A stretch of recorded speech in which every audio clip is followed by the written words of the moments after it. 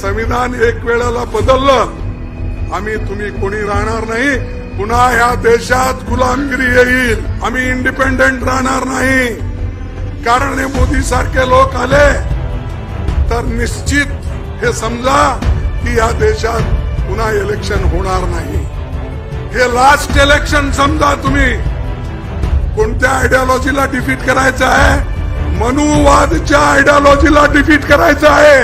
ते आयडियोलॉजीला तुम्ही डिफीट नाही केला, किती तरी तत्व सांगा, किती तरी तुम्ही बोला, काही होणार नाही.